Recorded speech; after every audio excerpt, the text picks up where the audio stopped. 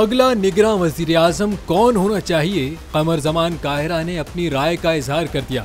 Senior सियासतदान और Pakistan peoples party के रहनुमा कमर ज़मान काहिरा का एक निजी चैनल को इंटरव्यू के दौरान कहना था कि मेरी राय के मुताबिक निगरां वज़ीर-ए-आज़म के लिए कोई माहिर शख्स होना चाहिए।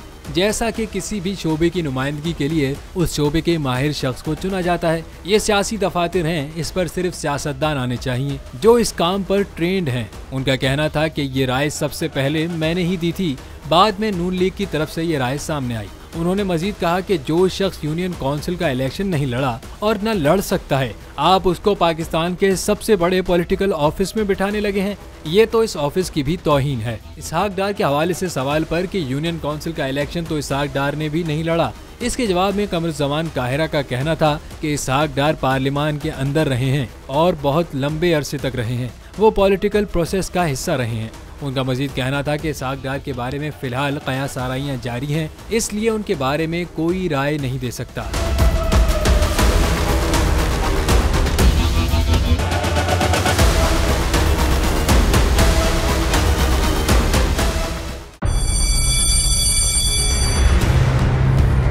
जामियात में चलता गोरख धंधा,